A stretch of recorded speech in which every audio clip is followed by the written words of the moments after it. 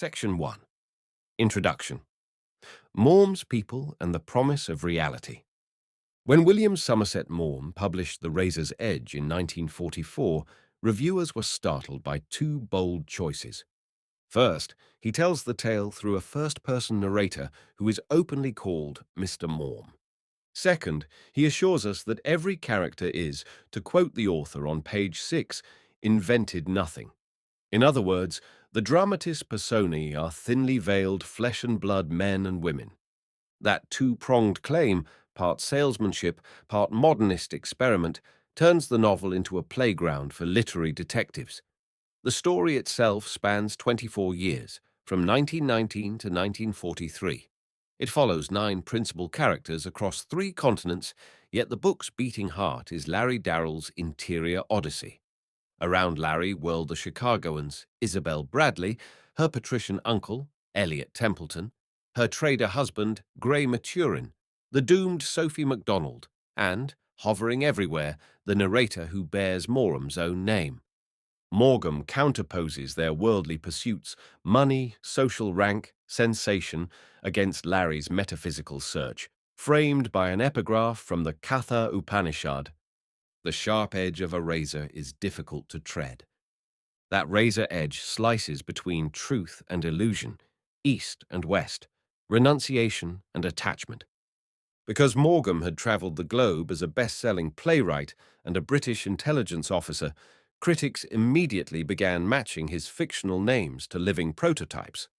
Larry seemed suspiciously like one of the American seekers who gathered at Sri Ramanasramam in 1938. Elliot, reviewers snickered, must be a certain Anglophile social climber notorious for dropping aristocratic titles at Antibes dinners. Even the minor figures, Father Ensheim, Suzanne Rouvier, carry fingerprints of real Benedictine scholars and Parisian models Morm befriended in the 1920s. Yet the dramatist in Maugham spliced traits, exaggerated foibles, and rearranged chronology. What emerges is composite portraiture, recognizable but artfully pruned. In the chapters that follow, we therefore move character by character, weighing documented evidence against conjecture, always returning to the text itself for confirmation. Nota bene. All page numbers refer to the first United States edition. Modern scholarship and memoirs are cited verbally. Claims about possible originals are graded as documented, probable, or conjectural.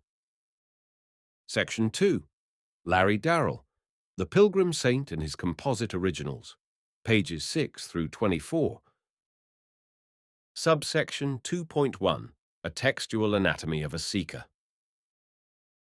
Larry steps onto the stage at a Bradley family luncheon in Chicago, page 11. He is diffident, sunburned, taciturn, a World War I flying ace still blinking from trauma. 3 traits govern every choice he makes. First, radical non-attachment. On page 22, he tells Isabelle, quite calmly, that he intends to loaf in Paris on $3,000 a year. Second, cerebral hunger. Within a few months, he devours Spinoza, Plotinus, and even self-taught Sanskrit grammar. See page 40. Third, stoic compassion.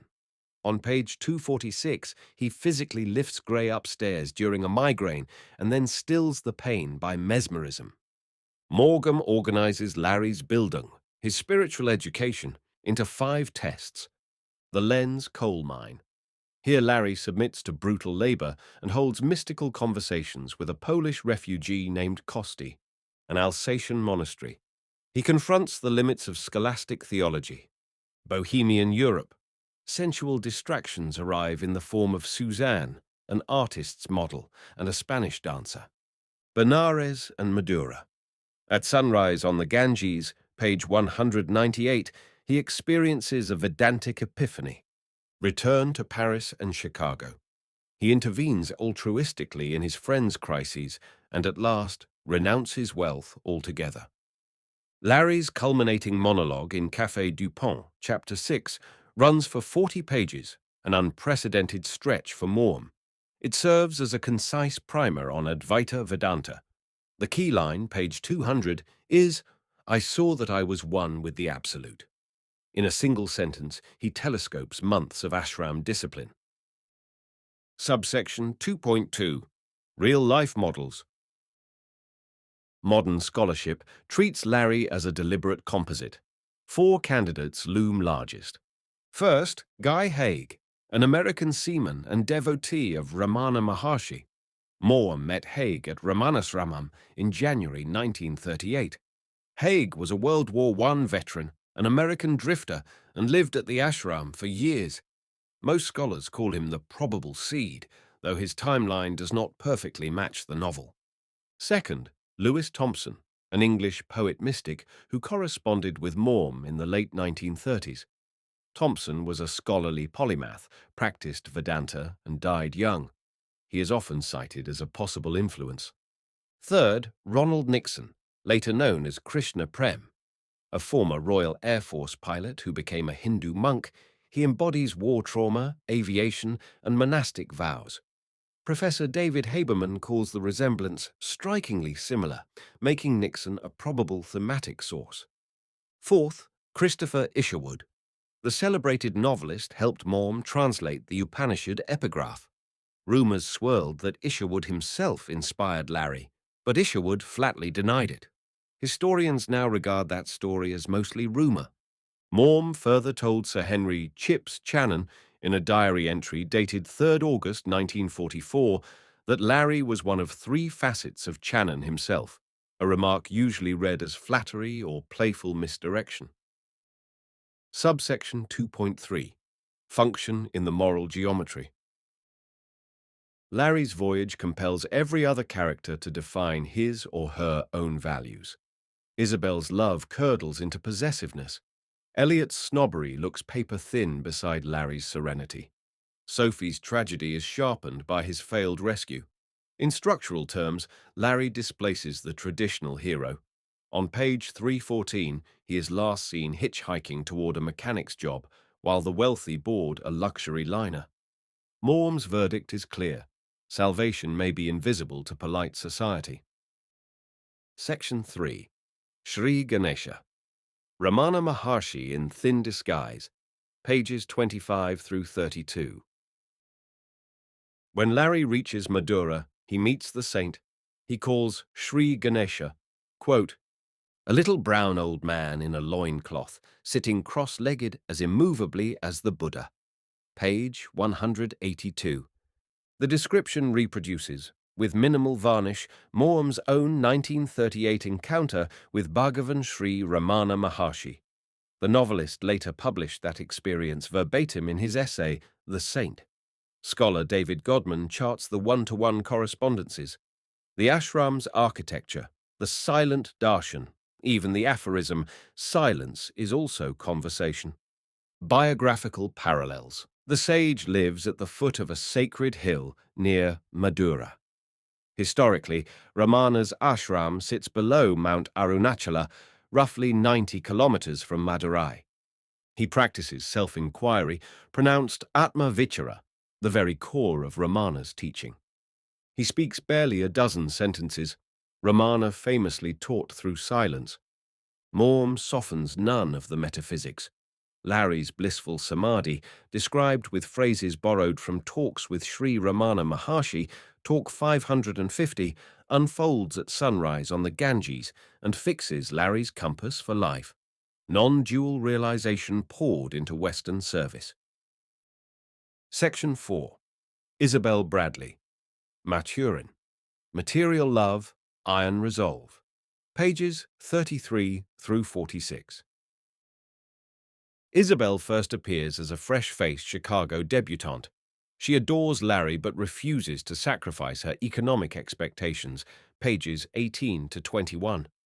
By 1931, she is Mrs. Gray Maturin, reigning over a Paris apartment, yet secretly, quote, in love, still, hopelessly, admirably, dangerously. Page 231. Isabelle's life is marked by decisions made under emotional pressure. In 1919, she breaks her engagement rather than face penury. Page 45. In 1929, she holds Gray's shattered nerves together after the stock market crash. Page 157. In 1932, she sabotages Sophie's sobriety by leaving vodka in an otherwise empty salon, page 255, an act critics call one of the coldest in 20th century fiction. By 1934, she denies wrongdoing to Morm, who silently condemns her, page 309. Possible originals. Morm notes in a writer's notebook that Isabelle was drawn from more than one clever American woman he knew in the 1920s. Biographers have floated three names: Dorothy Tennessee Chandler, a Whitney heiress famed for Riviera poise; Mary Wheelwright, a Boston friend of Ramana devotees for latent spirituality; and silent film star Louise Brooks for her talent at self-reinvention. Documentation is sparse, hence Isabelle's real-life identity remains conjectural. Dramatic function. Isabelle is the Greek-style antagonist, Philos to Larry, yet author of his greatest external defeats. Her sparkling, slightly decadent speech contrasts with Larry's plain earnestness, showcasing Morm's skill at dialogue. Section 5. Elliot Templeton. Snobbery, Charity, and Chips Channon. Pages 47 through 59. Crinkling his gloves and patting an ermine collar, Elliot sweeps in on page 8, declaring that the best society is his oxygen. He hoards invitation cards the way investors hoard bonds. Still, on his deathbed in Antibes, 1933, he murmurs the Confiteor, grateful for a forged engraved card that Morm slips into his hand, page 289, a scene both comic and deeply moving. Documented originals. Sir Henry Chips Channon, American-born Tory MP, famous for his waspish diaries, claimed Morm told him in 1944, quote, "I have split you into three. You are Elliot, Larry, and another." Most modern critics agree that Elliot borrows Channon's obsession with heraldry and titles, his Riviera parties, and his discreet homosexuality masked by bachelor status. Later gossip Jerry Zipkin boasted that Elliot was based on himself, but columnist Taki Theodorakopoulos dismisses that claim and reinstates Channon as the template. Moral irony. Elliot blends Christian charity with social pomposity. He shelters the bankrupt Maturins, finances churches, yet manipulates invitations with Machiavellian skill. Morm makes him lovable by flashing occasional self-awareness. I know I'm a snob, but a harmless one. Page 92. Elliot stands at the far material extreme from Larry. Their one sustained dialogue, Paris, 1932, ends with Elliot's baffled verdict, "I can't make the boy out." Page 162. Section 6. Sophie Macdonald. The Wages of Grief and Addiction. Pages 60 through 67. Sophie enters wearing a crumpled black dress and a blurred lipstick smile. Page 233. She lost her husband and child in a single car accident. Backstory on page 148. Her life follows a tragic arc. Descent. Opium dens in Toulon and prostitution. Hope. Larry's proposal and a breath of sobriety. Page 241. Betrayal. Isabelle's vodka trap. Page 255. Extinction. News of her throat-cut body in Toulon Harbour. Page 300. Maugham employs Sophie to test Larry's compassion and to expose Isabelle's ruthless jealousy. No one-to-one original has been documented. Critics believe Sophie merges traits of Parisian artists' models Maugham knew and addiction cases sketched in his 1930 notebooks. Her universality, there but for the grace of God, is deliberate. Section 7. Gray Maturin. The Unmaking and Remaking of a Practical Man. Pages 68 through 74. Gray begins as the golden boy Chicago stockbroker, the very spirit of Coolidge-era optimism, page 28. The 1929 crash pulverizes him. Angina, migraines, humiliating dependence on Elliot. Larry's Hypnotic Cure, page 247, showcases Eastern mind power overriding Western psychosomatic ailment. Real prototypes probably include Henry Steuart Irwin, a trader whom Morm met in South Carolina, 1930, but evidence is circumstantial. Gray's arc confirms Morm's thesis. Prosperity built solely on money is impermanent. Inner poise, which Gray slowly learns from Larry, endures. Section 8. Narrator Morm. Novelist, witness, ethical arbiter. Pages 75 through 81. The narrator is, quite literally, W. Somerset Maugham. Long before so-called autofiction, Morm casts himself as a moving camera, shuttling between Chicago, Paris, and the Riviera. He practices what we might call ethical impressionism. He refuses to judge Sophie until facts are clear, and he confesses self-doubt. I may be too old to understand these young people, page 67. The presence of the author also permits the celebrated Café du Pont dialogue, chapter 6, where Morgan almost disappears so Larry can preach. Critics are divided. Some call it structural drag, others daring transparency. Section 9. Supporting Portraits, pages 82 through 91. A quick tour of the secondary cast, each briefly introduced with symbolic function and suspected real-world source. Kosti, a Polish ex-cavalryman, card-sharp, and mystic. He nudges Larry toward India, likely based on a veteran refugee Morm met at the Lens mine. Diary entry, March 1924. Father Ensheim, a Benedictine scholar who tests the limits of Christian scholasticism. Probably Dom Achille Verrier, a translator Morgan consulted in Bonn. Suzanne Rouvier, an artist model turned painter. She illustrates Larry's ability to feel agape, selfless love. A Suzanne Rouvier is noted in Morgham's notebook, 29th April 1925. Henry Maturin and Louisa Bradley, Chicago Gilded Age elders, likely composites of meatpacking magnates such as the Hollibirds and the Armours. Together, these figures create a spectrum of quests, pleasure, scholarship, art, against which Larry's metaphysics is measured. Their originals are sketchier, underscoring their thematic rather than mimetic purpose. Section 10. Synthesis. A constellation of moral experiments. Pages 92 through 99. Taken as a whole, the characters enact 5 dialectics: spirituality versus materialism. Larry on one pole, Gray and Elliot on the other. Love versus possession. Larry's universal compassion contrasts with Isabelle's jealous engineering. Freedom versus security. Larry's wandering nature against Chicago's expectations. Authenticity versus performance. The candid narrator against Elliot's elaborate social theatre. Grace versus despair. Larry's sunrise epiphany set against Sophie's nocturnal death. Because each fictional figure is tethered, lightly or tightly, to a historical human being, these tensions resonate beyond the page. The implicit question is, what shall it profit a man to gain a box at the Paris Opera, yet lose tranquility? Morm refuses to preach. Instead, he distributes ironic fates. Elliot is ennobled only after death.